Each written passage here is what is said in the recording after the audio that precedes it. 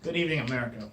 My name is John Lester Lemons with CRAP Network, bringing the news Janir and Jafar. Tonight, we have on call two special guests, Augustine and Gregory Sweetgrass Bonfire, debating the origin of sin and even if it even exists. And later, a heartburning tale of how Kevin Spacey grabbed the opportunity to start a child daycare. Our first speaker is Augustine. How are you doing, Augustine? Good, thank you. Our next speaker is Gregory Sweetgrass Bonfire. We're glad that you came with us today. About time. Anyway, Mr. Augustine, start us off. What is sin? Sin is any want of conformity unto or transgression of the law of God. What's your take on sin, Bonfire? There's no such thing as this religious word sin. There's only disobedience to the federal government. Sin is made up of a term to pressure people into obeying and slaving for the pastor of a church. How could you say that? Lord, forgive him for his iniquities. Excuse me, this old waste just offended and assaulted me with his... Please, gentlemen, let us calm down. No. Pipe it down. Down. This old wizard needs to go back to his lair. Let it go, Bonfire. Let it go. Just please. Thank you. All right, Mr. Augustine. You have said in the past that our mortality is a result of sin. Could you explain this a little more in detail? Yes, our first parents, Adam and Eve, were created with the destiny to be immortal. As in, they were born with the option to die, but if they perfectly obeyed God, they would reach immortality while being confined to Him. So if we as humans could have been immortal, what happened? Who ruined my chance at eternal bingo? Our first parents, Adam and Eve, are to blame for sin. I got a question. You're on camera, Mr. Bonfire. Go ahead and ask your question. What is your evidence for this Adam and Eve? I cannot provide tangible and examinable evidence to satisfy your inquiry, but I can provide evidence of the effects of their sinful action. Look, Augustine, if you cannot provide any evidence pointing to the actual existence of these two peoples, how can you say this is true? Well, please let me finish, and when I'm done, hopefully it'll make sense to you. You should be finished. Sir, please, no more interruption. It's okay, Brother Lemons. Anyways, Gregory, the evidence you see is the corrupt actions of the fellow humans you see every day. Why do you think men rob, cheat, steal, lie, and do other abhorrent things? This is the result of our corrupted souls, which directly affects our will. You see, when we sin, it is direct disobedience to God's will. Sin affects every part of the human soul, but it mainly partakes in our will, which is a part of the soul. As a result of sin, our sins are then corrupted, and our wills do not align with God's will. Mr. Bonfire, what is your reply? Do you agree that human souls are corrupted? I do not think human souls are corrupted. I do not even believe in a human soul. There's this thing called human instinct, which is a response to the brain that helps the human to survive. And by the way, there is no God's will. There's only the law of the land and breaking it. Any counter to that, Mr. Augustine? Gregory. Stop it.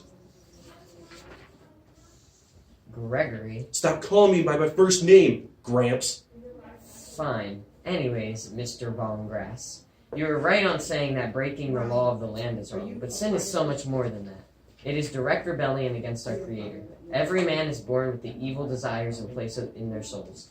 These desires are what cause us to do wrong, not such insignificant human instinct. Before you're triggered, Gregory, let's ask Mr. Augustine one thing. Mr. Augustine, Adam and Eve were just two people who made their own choices to commit a sin and that they did. Why and how is every man born with sinful desires?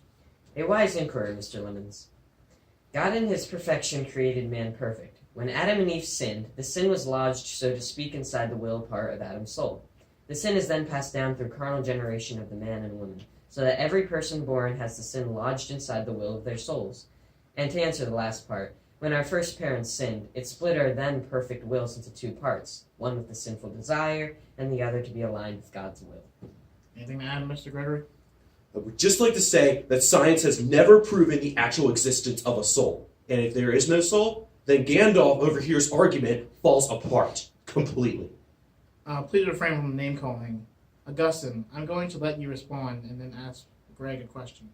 My evidence is the same that you may believe in ghosts, that every man senses there is more to the physical and that there is a deeper meaning to life, a spiritual side to life. I ain't afraid of no ghost. Mr. Gregory, what would be your reasoning as to why man does or even desires to do wrong? Look, the human race has never been perfect. As to why we do wrong, I mean, science would probably say it was due to our human instinct in the heat of the moment. Go a little deeper, please. Well, you see, science says we came from monkeys, and monkeys are animals.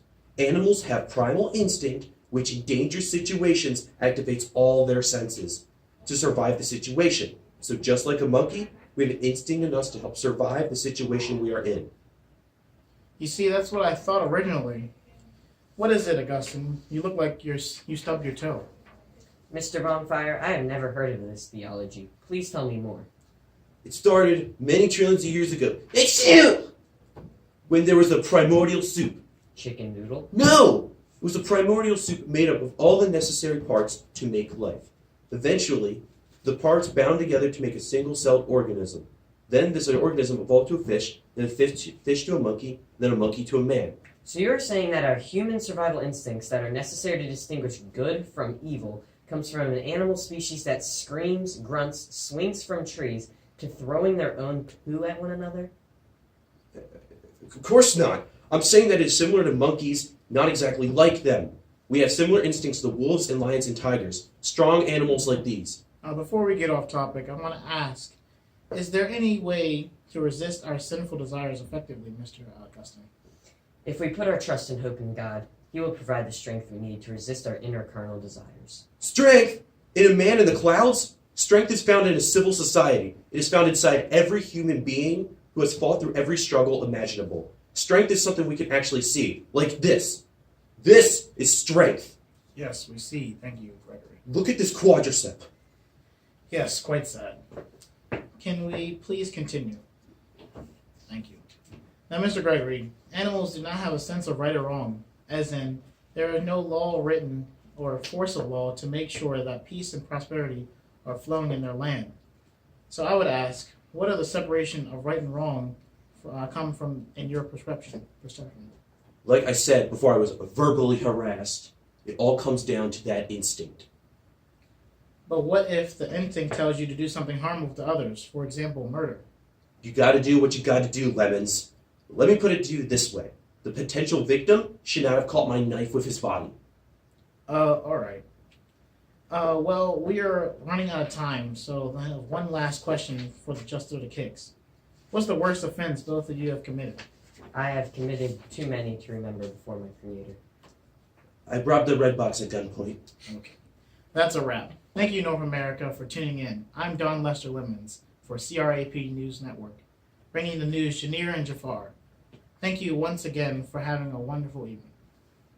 Everyone.